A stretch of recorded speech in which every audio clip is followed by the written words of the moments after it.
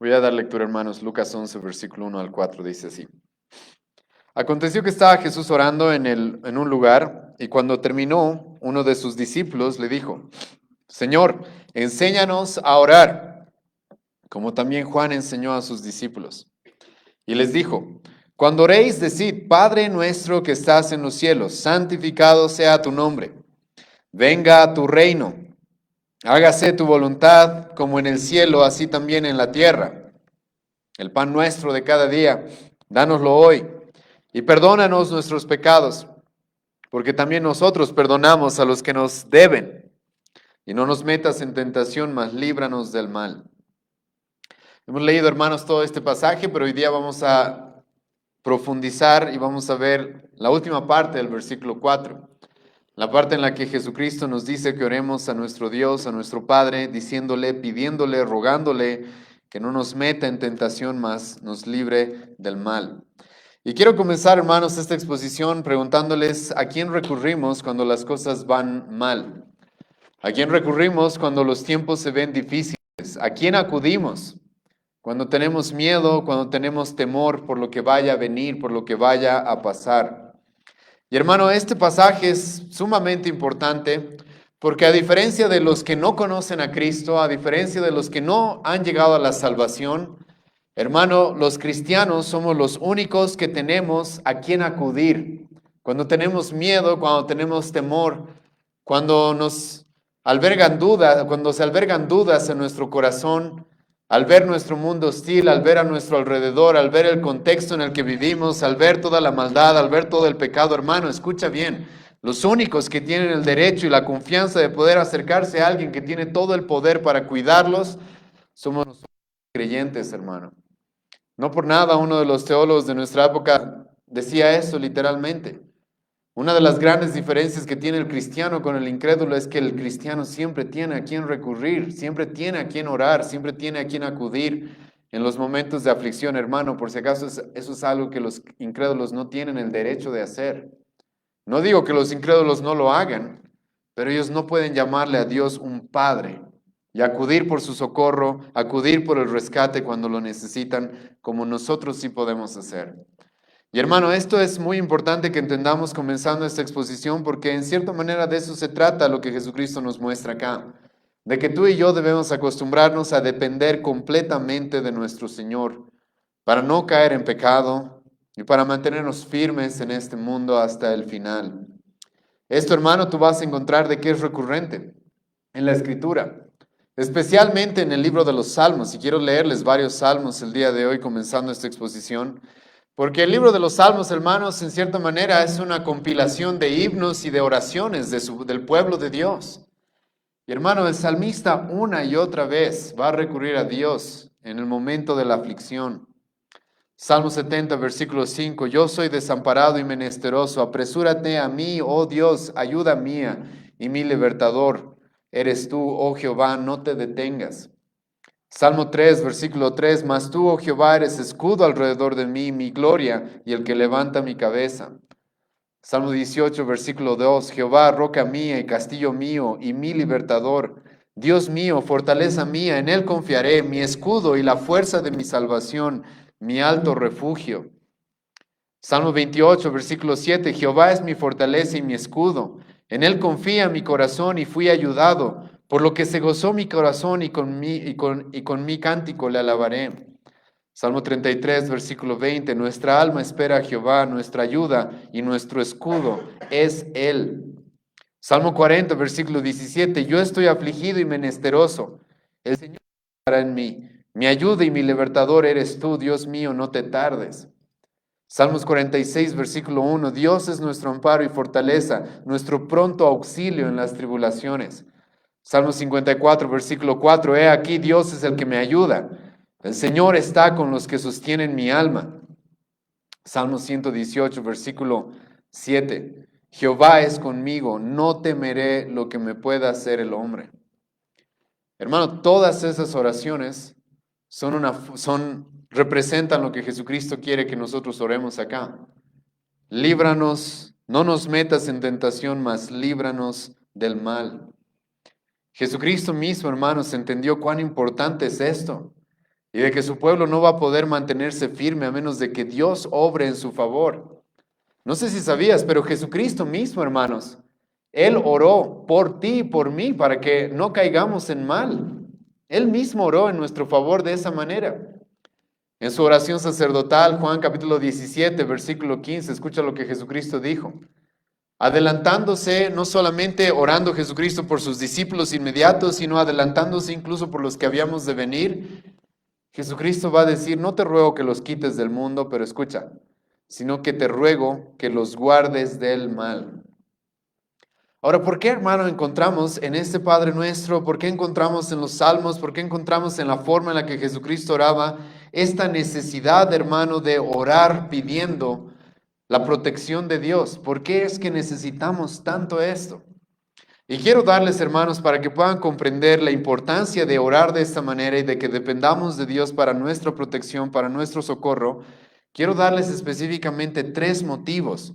Y estos 3 motivos son estos. 1, vivimos en un mundo maldito. Voy a explicar qué significa eso. 2, tú y yo somos débiles, no somos fuertes. Tú y yo no podemos solos. Es imposible que nos mantengamos firmes por nuestra propia fuerza. 3, hay un enemigo que, escucha, quiere destruirnos. Literalmente quiere destruirnos. Y hermano, estas son las 3 razones por las cuales tú y yo deberíamos entender por qué Jesucristo, cuán importante es lo que Jesucristo nos dice acá y por qué Él nos manda que oremos. Dios, no nos metas en tentación, mas líbranos del mal. 1, escucha, vivimos en un mundo maldito. Vayan conmigo a Génesis capítulo 3, versículo 17 al 19. Ahora, hermano, yo sé que estoy usando palabras que no son muy populares en nuestra época, pero la realidad, hermano, es esta. Vivimos en un mundo que está maldecido por Dios mismo. Dios mismo maldijo este mundo. Después de la caída de Adán y Eva, hermano, Dios mismo maldijo este mundo. Escucha lo que dice Génesis 3, versículo 17 al 19. Y al hombre dijo, por cuanto obedecisteis a la voz de tu mujer y comisteis del árbol de que te mandé diciendo, no comerás de él, maldita será la tierra por tu causa, con dolor comerás de ella todos los días. Hermano, vivimos en un mundo hostil, literalmente hostil. Un mundo en el que Dios mismo va a decir desde el principio, con el sudor de nuestra frente, con gran sufrimiento vamos a tener que comer todos los días. La creación, el mundo en el que estamos, hermano, por la caída, es hostil ahora hacia nosotros los seres humanos. Y la muerte está a la puerta del tiempo, hermano, es la verdad. Desde Génesis 3, esa es la realidad para cada ser humano en este mundo. La muerte está ahí a la vuelta de la esquina. Y vivir en este mundo, hermano, va a ser difícil, va a ser complicado. Ahora, muchas veces nosotros no entendemos esto, pero te ruego, por favor, que leas la historia, no solamente del cristianismo, sino de la humanidad. Porque, hermano, en toda la historia, en casi toda la historia de la humanidad, el hombre ha estado luchando por sobrevivir. Literalmente, el hombre ha estado luchando por sobrevivir. Hermano, ¿y esto por qué es? Esto es porque vivimos en un mundo hostil. Las enfermedades, los terremotos, las hambrunas, las sequías, las pandemias, las epidemias, la violencia, el caos, está ahí, hermano, cercano a nosotros. Y siempre lo va a estar. Porque vivimos en un mundo al cual no ha sido redimido todavía. Vivimos en un mundo al cual, como ya he mencionado, hermano, ha sido maldito por Dios. Pues, hermano, todas estas cosas, por si acaso, son la que nos espera a cada uno de nosotros. Cualquiera de estas nos podría llegar a cualquiera de nosotros en cualquier momento.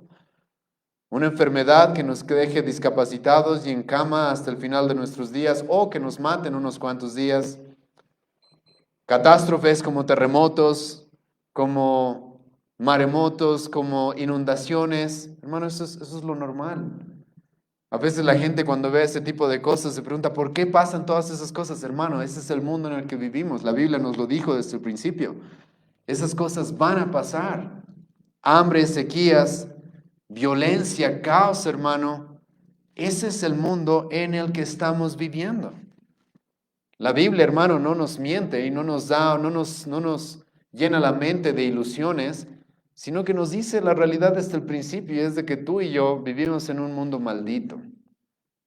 Por la gracia de Dios, hermano, es de que no somos destruidos, quebrantados en un día, en un momento. Más adelante en esta exposición vamos a ver eso, hermano, porque literalmente lo que el hombre se merece, hermano, es que todo esto se destruya en un instante, no merecemos más. Por causa del pecado es este el mundo en el que vivimos y es eso lo que vamos a sufrir, eso es inevitable. Y tú y yo estamos propensos a todas esas cosas en todo momento, en todo momento. En segundo lugar, como les dije, tú y yo somos débiles, no podemos hacerle frente a estas cosas solos. Literalmente, hermanos, somos débiles. Y ni siquiera solamente somos débiles, sino que estamos corruptos, hermano. Eso es lo que la Biblia nos dice. Nacemos corruptos y con la disposición de destruirnos a nosotros mismos. Hermano, esta es la situación que la Biblia nos presenta. Vivimos en un mundo hostil contra nosotros y nosotros nacemos con una disposición al pecado a tal grado que estamos dispuestos incluso, si no fuera por la gracia de Dios, a destruirnos a nosotros mismos, hermano. Destruir quienes somos y destruir aquellos que están a nuestro alrededor. ¿En qué se convirtió, hermanos, el primer hombre en este mundo? El primer hombre nacido en este mundo. Ya sé que el primer hombre fue Adán. Pero ¿en qué se convirtió en un hombre, el primer hombre nacido en este mundo? No sé si sabías, pero fue el primer asesino, hermano. El primer hombre nacido en este mundo se convirtió en el primer asesino. Y es de ahí de donde tú vas a encontrar en la escritura, hermano, de que el hombre es capaz de todo tipo de maldad. El hombre es capaz de perpetrar todo tipo de corrupción, de inmoralidad. Tú y yo también estamos en esa caja, hermanos. Por la gracia de Cristo, vamos a ver eso un poco más adelante. Es de que no hemos sido dejados a nuestros pecados para que recibamos el castigo justo por el agravio que hacemos contra Dios. Pero hermano, por naturaleza tú y yo tenemos eso. Estamos tan corruptos por el pecado que incluso estamos dispuestos, hermano, a destruirnos a nosotros mismos. Si no me crees y te parecen muy duras estas palabras, te ruego que vayas conmigo a Romanos capítulo 1. Porque en Romanos capítulo 1, hermano, el apóstol Pablo nos va a mostrar de que el hombre escucha. Cuando es abandonado por Dios, ¿qué es lo que hace? Se destruye a sí mismo. Ese es el hombre. El hombre es tan débil y el hombre está tan incapacitado y el hombre es tan propenso a pecar que literalmente cuando Dios levanta su mano de gracia, porque Dios, hermano, es el que detiene la maldad en este mundo, cuando Dios levanta esa mano y nos permite vivir conforme a nuestros corazones, escucha lo que va a decir Pablo. Romanos 1, versículo 24. Por lo cual también Dios los entregó a la inmundicia en la concupiscencia de sus corazones, de modo que deshonraron entre sí sus propios cuerpos. Escucha lo que Pablo dice. El hombre, Dios lo deja para que viva conforme a sus deseos, a su corazón. ¿Qué es lo que pasa? Van a deshonrar sus propios cuerpos. Escucha lo que continúa diciendo, versículo 16, porque Dios los entregó a pasiones vergonzosas, pues aún sus mujeres cambiaron el uso natural por el que es contra naturaleza. Y de igual modo también los hombres, dejando el uso natural de la mujer, se encendieron en su lascivia unos con otros, cometiendo hechos vergonzosos, hombres con hombres y recibiendo en sí mismos la retribución debida a su extravío. Y como ellos no aprobaron tener en cuenta a Dios, Dios los entregó a una mente reprobada para hacer cosas que no convienen. Y ahora escucha, Dios abandona al hombre y escucha lo que nos espera, versículo 29. Estando atestados de toda injusticia, fornicación, perversidad, avaricia, maldad, llenos de envidia, homicidios, contiendas, engaños y malignidades, murmuradores, detractores, aborrecedores de Dios, injuriosos, soberbios, altivos, inventores de males, desobedientes a los padres, necios, desleales, sin afecto natural, implacables, sin misericordia, quienes habiendo entendido el juicio de Dios y que los que practican tales cosas son dignos de muerte, no solo las hacen, sino que también se complacen con los que las practican. Escucha lo que el apóstol Pablo dice. Dios abandona al hombre a sus propios deseos, a su propio corazón y listo. Hermano, esto se vuelve Sodoma y Gomorra en un instante. Y el hombre, sabiendo que merece la muerte y el castigo por todo eso, quiere vivir de esa manera. Hermano, vivimos en un mundo hostil. Y nosotros mismos nacemos en una condición corrompida, como Pablo nos menciona acá. Aquí Pablo está hablando de gente sin Cristo, de gente sin la gracia de Dios, de gente literalmente entregada por Dios a sus propios deseos. Ahora, yo sé que algunos de ustedes van a decir, ok, pero Pablo aquí está hablando de los incrédulos. Nosotros somos creyentes, nosotros hemos recibido una nueva vida, tenemos una nueva naturaleza en nuestro interior, en una nueva mente, un nuevo corazón. Y hermano, no te voy a negar eso. Pero incluso, hermanos, como cristianos aún estamos en este cuerpo que está ligado al viejo hombre. Incluso, hermano, estamos todavía ligados a este viejo hombre. Hay un viejo hombre que Pablo lo menciona así en Efesios 4. Y hermano, el hombre, incluso antes de caer, ¿qué hizo? Adán y Eva. Antes de que el pecado los corrompiera como a ti y a mí. Adán y Eva, por si acaso, en el paraíso pecaron. Y hermano, hay una realidad que la Biblia nos muestra de manera explícita, y es de que incluso verdaderos creyentes, hermano, son propensos y tienen el peligro de caer en terribles pecados. Hermano, esa es una realidad que no te la puedo negar. La Biblia nos muestra eso. Abraham mintió, Abraham fornicó. ¿Has leído la historia de Sansón, hermano? A él se lo reconoce por si acaso como un creyente en el Nuevo Testamento, como un hombre de fe. Pero hermano, tuvo que recibir una disciplina tan severa de Dios que literalmente sus ojos tuvieron que ser extirpados como una disciplina de Dios para que él entienda y vuelva al camino. Pero si estudias su vida vas a encontrar todo tipo de inmoralidad, idolatría. ¿Qué tal David? Mucha gente cuando lee la historia de David, ahora David, hermano, sinceramente tuvo una vida muy piadosa. Pero hermano, esa vida piadosa, como la misma Biblia nos dice, fue manchada, escucha, no por cualquier pecado. Fue manchada, hermano, por el adulterio y el asesinato de un hombre. El asesinato, hermano, a sangre fría de un hombre como Urías, al cual lo mandó a morir para él querer ocultar su pecado de alguna forma. Hermano, el rey David. ¿Qué tal Salomón? El hombre más sabio en el Antiguo Testamento. ¿Qué tal Salomón, hermano? ¿Has leído Eclesiastés? Literalmente Salomón, después de haberse alejado de Dios y haberse dejado llevar por los deseos de su propio corazón, me quiero morir porque todo es vano, nada tiene sentido en esta vida. Y conocemos a Salomón, por más de que era el hombre más sabio en el Antiguo Testamento, como un hombre que lamentablemente también se alejó de Dios en su momento y cayó en la idolatría y en la inmoralidad. ¿Qué tal el Nuevo Testamento?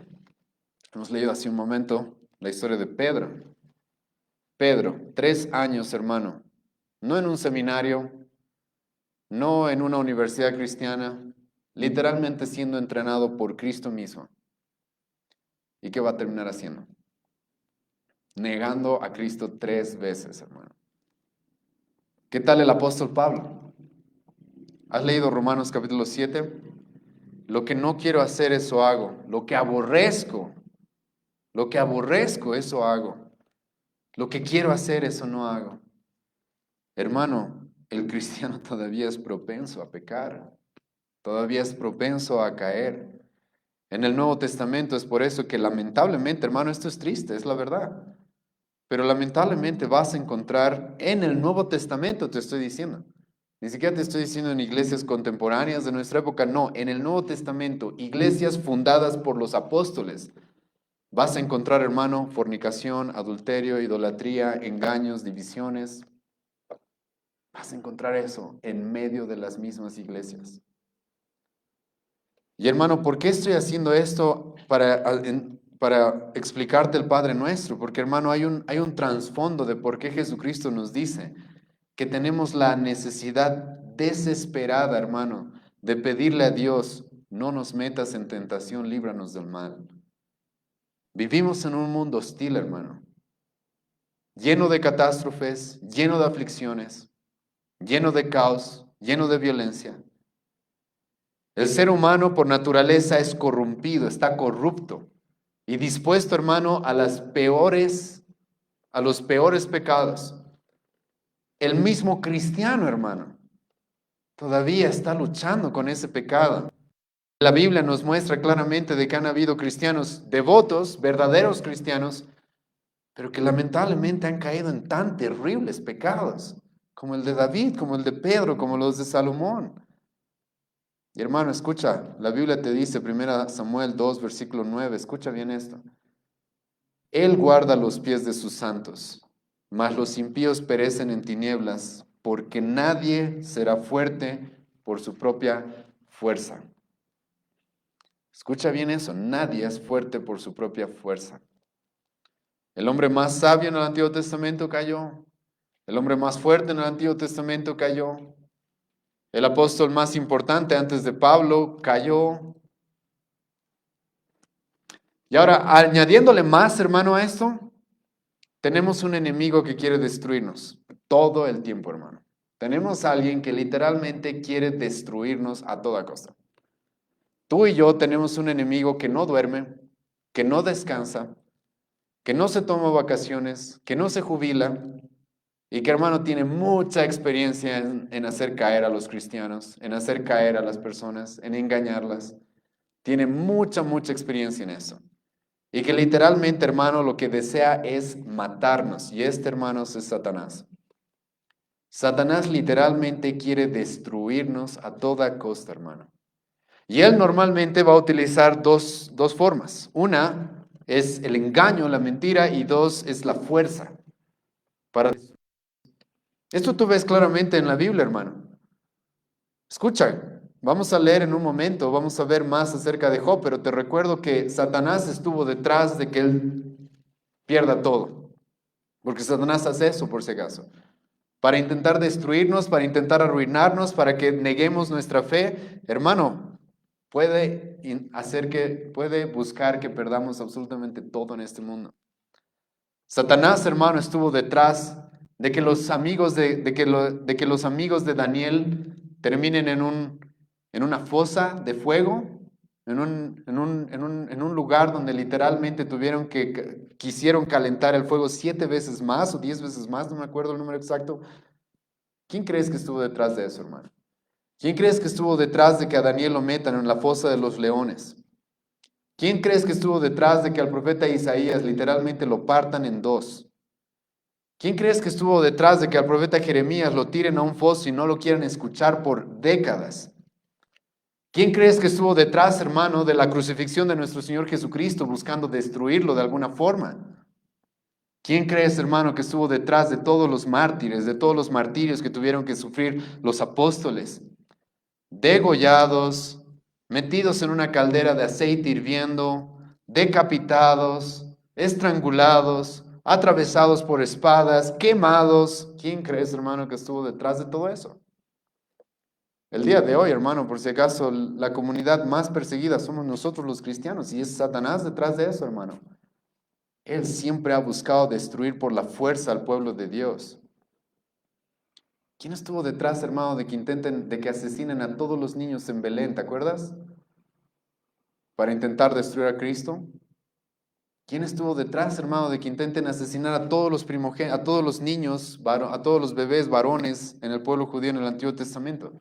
Para que su pueblo ya no se expanda. No, Satanás. Él siempre está detrás de todas esas cosas. Y por si acaso, él puede usar esa fuerza. Muchas veces se les es permitido usar esa fuerza.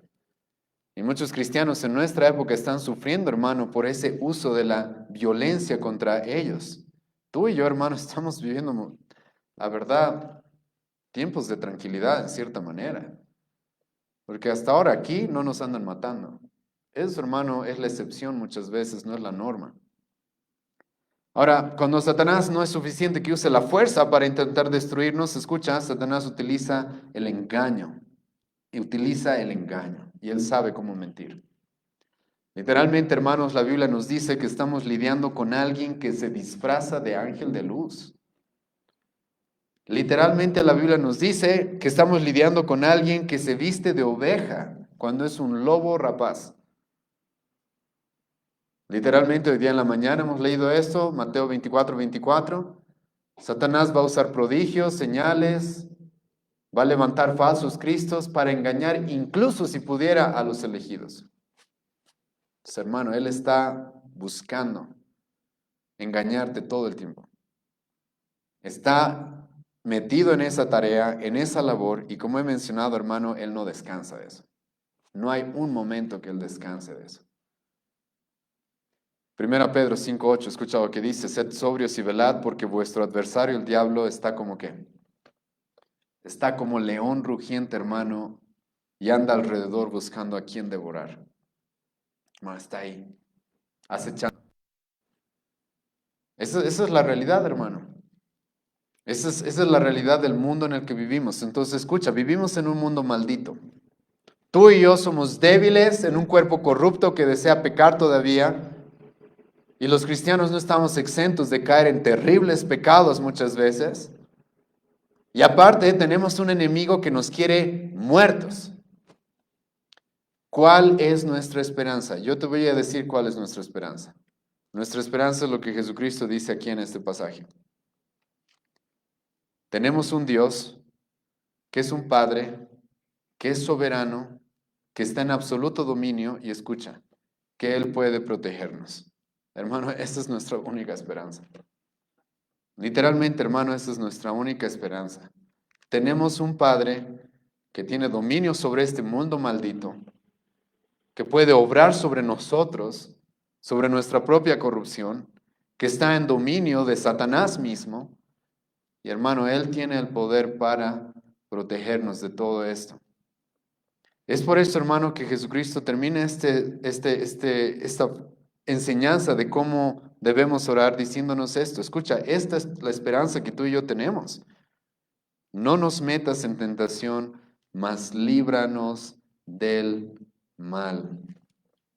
No nos metas en tentación, mas líbranos del mal. Hermano, detrás de esas palabras está todo el trasfondo que te acabo de mencionar. Y hay mucha gente que no ora, hermano, porque no entiende. No entiende el trasfondo en el que estamos. Y realmente el mundo hostil en el que vivimos, el cuerpo corrompido en el que estamos todavía, y el enemigo que nos está acechando como un león buscando devorarnos todo el tiempo. Ahora, yo sé, hermanos, que cuando vamos a este pasaje hay cosas que aclarar, hay varias cosas que explicar. Sinceramente no me voy a tomar mucho tiempo en aclarar algo que creo que debería ser muy claro, pero escucha. Aquí dice, no nos metas en tentación. Ahora, para mucha gente esto le ha traído algunas preguntas y dudas. ¿Porque Dios puede tentar a alguien? No, hermano. La Biblia nos dice, Santiago 1, versículo 13, cuando alguno es tentado, no diga que es tentado de parte de Dios, porque Dios no puede ser tentado por el mal, ni Él tienta a nadie. Entonces, escucha, Dios no te tienta a pecar, por si acaso. Dios no puede tener parte con el pecado. Él es tan puro de ojos que ni siquiera puede ver el agravio. Habacuc 1, versículo 13. Entonces, hermano, creo que eso debería ser bastante obvio, sinceramente. Y hay muchos cristianos que están ahí divagando con esto, ¿sí? Pero no es necesario divagar. Escucha, Dios no nos puede tentar porque Él no puede tentar a nadie a pecar porque eso sería pecado. Y Dios no puede pecar porque es Dios. Pero entonces, ¿a qué se refiere aquí cuando dice no nos metas en tentación? Escucha de lo que significa es de que no se trata de que Él nos tiente, sino hermano, escucha, Él también está en control de cuando somos tentados. Eso sí te puedo decir con 100% de seguridad. No, Él obviamente no nos puede tentar, pero hermano, Él está en control de todo. A diferencia de mucha gente en nuestra época que cree que Satanás, por ejemplo, que es el tentador, actúa libremente como una fuerza igual contra Dios. No, la Biblia nos dice que Satanás mismo está bajo la soberanía y el poder de Dios mismo y él no hace nada que Dios no le permita.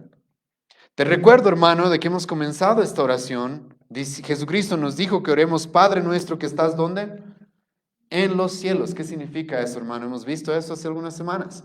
Lo que significa, hermano, es de que Él está en absoluto dominio de todo. Entonces, hermano, Él no nos tienta, pero Él es Dios y Él está en control de nuestras tentaciones. Yo sé que te va a costar entender eso, pero esa es la realidad, hermano. Ahora, la palabra tentación, hermano, está ligada a varias cosas. Está ligado tanto al pecado como también las pruebas en esta vida. La palabra tentación literalmente en este pasaje puede ser utilizada de esas dos maneras. Tanto pecado como pruebas en esta vida. Y hermano, escucha, esta es la buena noticia. Tenemos un Dios que está en dominio de esas cosas. Está en dominio de nuestras pruebas. Está en dominio y en control de cuando somos tentados. Y entonces la esperanza que tenemos, hermano, es de que Él nos rescate, de que Él nos guarde, de que Él nos cuide, de que Él, como Pablo nos dice, y vamos a ver eso un poco más adelante, Él nos dé la salida. Y Jesucristo, hermano, sabe eso. Dios está en absoluto control de todo. ¿Has leído la historia de José en el Antiguo Testamento, vendido por sus hermanos, en la cárcel, engañado, difamado? Y luego José, ¿qué va a decir? Dios es el que estaba en control de todo esto para un bien mayor. Y ahora, hermano, ¿por qué traigo eso a tu mente? Porque hay algo implícito en este pasaje que es muy importante que tú y yo reconozcamos. Y es algo que a mucha gente no le gusta, pero, hermano, esta realmente es mi consuelo. Dios está en control incluso del mal. Ahora hay mucha gente, hermano, que no sé por qué se rebelan contra esta doctrina y quieren de alguna manera salvar a Dios de que se diga de que Él está en control del mal. Hermano, Él no produce el mal, Él no nos tienta, Él no nos hace pecar, pero Él es Dios. Tiene que estar en control de todo. Eso es lo que significa soberano.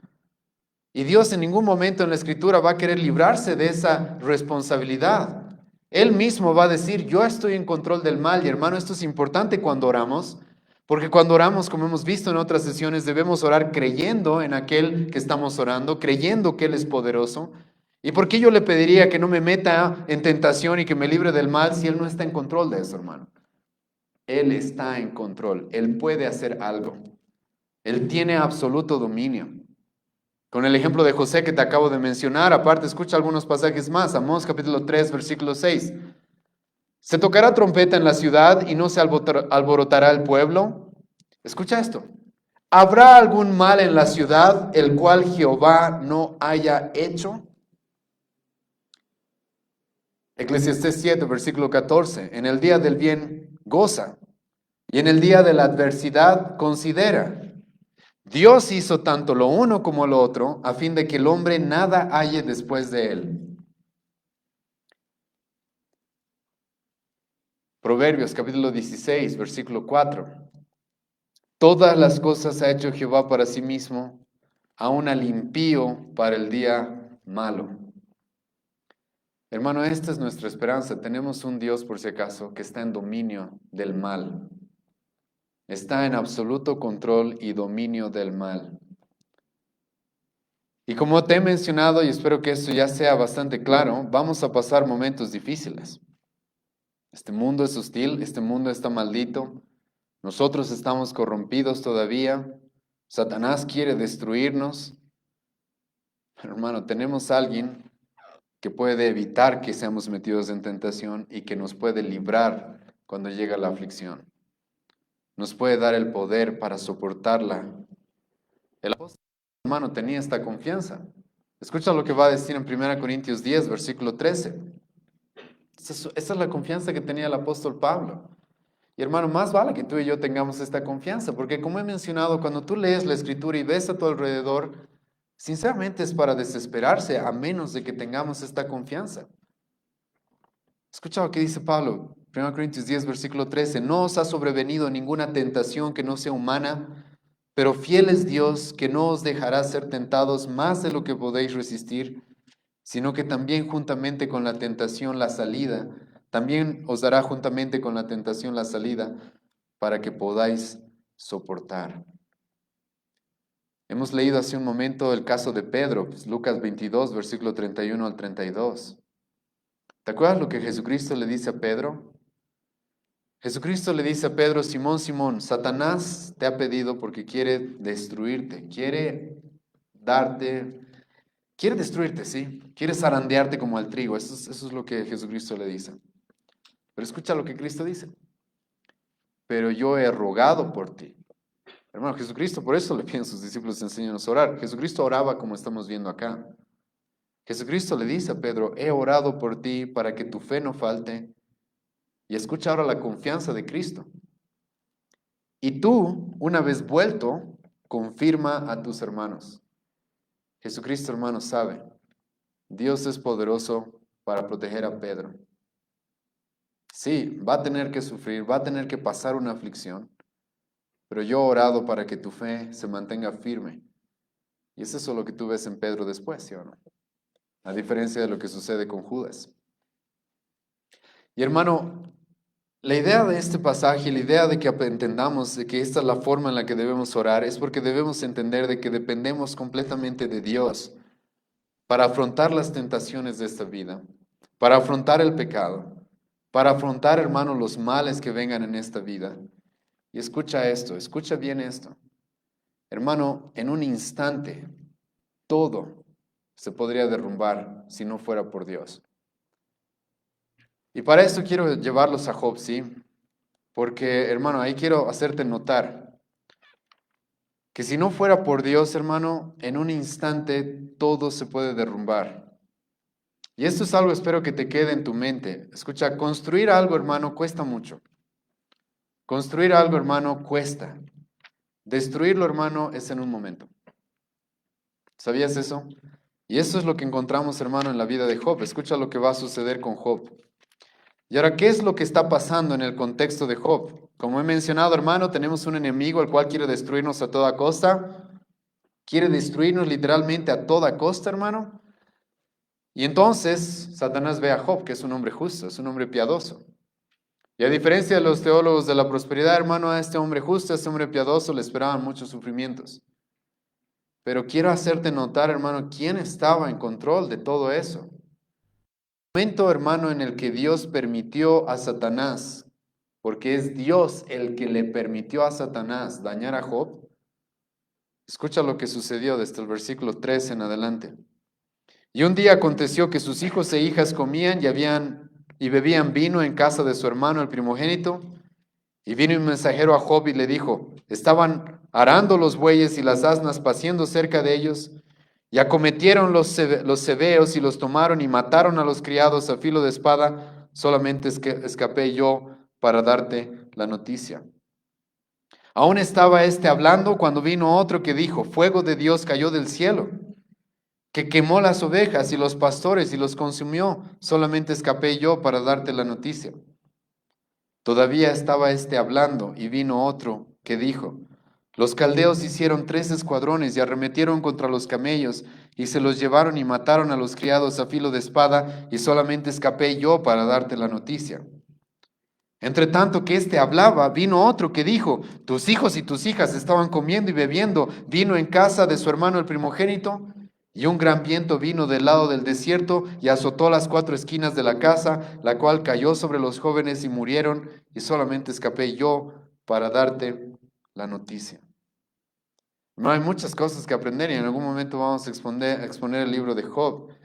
Pero hermano, si hay algo que es bastante obvio en este primer capítulo, es de que esta vida es tan frágil que, hermano, en un momento todo se puede desmoronar. Dios le permite, hermano, a Satanás dañar a Job y Satanás no pierde el tiempo, hermano, e intenta destruirlo de todas formas. En un momento sus negocios, en un momento sus bienes, en un momento su familia, todo se fue. En un instante. Es por eso que el pasaje te menciona esta frase. No había terminado ni siquiera de hablar este mensajero y ya llegó otro con otra mala noticia. No había terminado de hablar ese mensajero y ya llegó otro con otra mala noticia. No había terminado de hablar ese y ya llegó otro con otra peor noticia todavía, una más terrible. Hermano, la vida es así por si acaso. Y en un momento, hermano, todo se puede caer, a menos de que tú nos libres de la tentación y nos libres del mal. Hermano, esta vida es tan frágil. Un pecado en el libro de Génesis fue suficiente para que todo se destruya, hermano. Todo se arruine. Todo este mundo sea maldito. Y yo te pregunto, yo me puse a analizar eso mientras meditaba en este pasaje, porque imagínate, hermano, qué hubiera pasado si Adán y Eva están en el Edén, viene la serpiente a tentarlos y por lo menos hubieran orado así. Hubieran dicho, Dios, líbranos, no nos metas en tentación, guárdanos de este mal. No, tal vez no estaríamos viviendo todo lo que ahora vivimos. Si Adán y Eva hubieran orado de esa manera. Pero fue un momento de caer en el pecado que todo destruyó. Fue un momento en la vida de Job en la cual se le dio permiso a Satanás para lastimarlo y todo se desmorona, hermano. Hermano, esto es el por qué Jesucristo nos dice, más vale que estemos orando así todo el tiempo, hermanos. No es por nada, hermanos, de que hombres tan eruditos y con tantas capacidades como Spurgeon le rogaba a las personas que oren por él. Le rogaba, con lágrimas a veces, eso dicen algunos historiadores. Hermano, ¿por qué? Porque yo dependo, hermano, para no caer en tentación de Dios. Yo dependo para ser librado del mal en este mundo, del mal y del maligno en este mundo que quiere destruirme, hermano. Dependo de su ayuda, de su protección todos los días, todos los días. Y quiero, hermano, recordarte de que si tú te puedes acercar a Dios como un padre protector, es gracias a Cristo, hermano, y debemos nosotros como cristianos utilizar este privilegio que tenemos. Realmente, y yo te digo, esto va para mí mismo, porque no oramos lo suficiente. No oramos lo suficiente. Y muchas veces es porque yo mismo te digo, esto es para mí, porque no entiendo, hermano, el privilegio que tengo de poder acercarme a un Padre protector. Eso es lo que Cristo nos dijo acá. Acércate a Dios como Padre nuestro y Él es un protector y está dispuesto a protegerte. ¿Y por qué no te acercas a Él? Yo te digo, ¿por qué? Porque crees que eres fuerte, hermano. Porque crees que lo puedes tú, que puedes tú solo. Pero hermano, la Biblia, como hemos visto el día de hoy, tiene ejemplo tras ejemplo, tras ejemplo, tras ejemplo de personas cayendo, pecando, siendo lastimadas, cayendo en terribles aflicciones, en terribles sufrimientos. Hermano, ese podríamos ser tú y yo también. Pero por Cristo, hermano, podemos acercarnos a Dios como un Padre y rogarle protección. El autor de Hebreos va a decir eso, es por Cristo que es nuestro sumo sacerdote, que tú y yo podemos correr a Él para el oportuno socorro. Podemos tener esa confianza, hermano, de acercarnos a Él sabiendo que Él es poderoso para librarnos del día malo. Podemos acercarnos a Él y decir como el salmista, no temeré al hombre y lo que me pueda hacer el hombre, porque en ti confío, porque tú eres mi escudo, tú eres mi roca. Tú eres aquel que me sostiene, tú eres aquel que está conmigo cuando estoy en el valle de sombra y de muerte y me guía a través de él para que no perezca ahí. Y hermano, escucha, si Dios nos dejara por un instante, todo se perdería en un momento. Todo, absolutamente todo. Y ahora, tengo que aclarar también algo para terminar esta exposición, sí que creo que es importante para entender bien lo que Dios nos está diciendo acá. Lo que Cristo nos está diciendo acá. Hermano, Cristo nos dice, oremos a Dios, no nos metas en tentación, líbranos del mal. Jesucristo está yendo a la cruz y literalmente ora así. No sé si te diste cuenta. Está en el Getsemaní y ¿qué le dice a su padre? Si puedes, ¿qué le dice? Que pase de mí esta copa. ¿Sí? Esto es importante, hermano. Porque tú y yo debemos acercarnos así como Cristo, rogando en el momento de la aflicción, por liberación, porque nos guarde, porque nos proteja. Pero ahora, hermano, esto sí es claro en la Escritura. Dios muchas veces tiene un bien mayor y va a permitir que suframos por si acaso. Jesucristo nos dice que oremos así, pero no nos dice por si acaso ahora lo único que les espera es bienestar y tranquilos. No. Jesucristo mismo en su vida nos muestra eso. Él le pidió a su Padre que pase de mí esta copa, pero hermano, esto es importante. Dios le permitió pasar todo ese sufrimiento porque tenía un bien mayor en mente, ¿o no? Y te ruego, hermano, de que tengas eso presente cuando ores así. Tengas presente todo lo que hoy día te he expuesto del mundo en el que vivimos y la necesidad que tenemos de Dios para sostenernos, para mantenernos firmes, porque Él es el que nos sostiene. Pero también, hermano, por si acaso, el apóstol Pablo va a decir, yo en algún momento he orado 3 veces y Dios me ha dicho no. Es necesario que sufras esto. Es necesario que pases esto porque tengo un bien mayor que quiero cumplir. En la vida de Jesucristo ese bien mayor, hermano, fue salvarte a ti y a mí. Literalmente fue salvarte a ti y a mí. Y Jesucristo dijo, tu voluntad se haga, no la mía. Entonces, hermano, con esto espero que puedan tener un entendimiento equilibrado y puedan entender cuánto necesitamos y cuánto dependemos de nuestro Señor. Y cómo, hermano, debemos tener confianza de que incluso de que cuando le pedimos que nos libre de algún mal, que nos libre de alguna aflicción, si no lo hace, hermano, escucha, no es porque no pueda, es porque tiene Él un bien mayor en mente. Y yo debo confiar en eso, en Él. Porque al final del día, esto sí te puedo asegurar, al final del día nos va a librar de todo. Jesucristo sí, hermano, no pasó de Él esa copa, pero al tercer día, ¿qué pasó? Resucitó. Y justo hoy día se recuerda, ¿verdad?, la resurrección. No estoy haciendo mención de ella solamente por el día, pero eso sí te puedo asegurar por si acaso. La Biblia sí dice, hermano, hay momentos en los que Dios nos permite sufrir y pasar toda la noche llorando, pero cuando llega la mañana, llega, ¿qué dice el salmista? La alegría. Y eso sí puedes tener seguridad de que Dios va a hacer. Y cuando nos acercamos a Él, hermano, podemos tener la seguridad de que Él es un Padre, como un Padre que ama, como un Padre que protege, como un Padre, hermano, que nos ama porque ha entregado a su Hijo por nosotros. Él nos va a librar al final de toda aflicción, a tal grado que el mismo apóstol Pablo va a decir, incluso si muriera, para mí el morir es que es ganancia. Porque yo tengo un Padre así, que puede librarme hasta del peor mal, que es la muerte.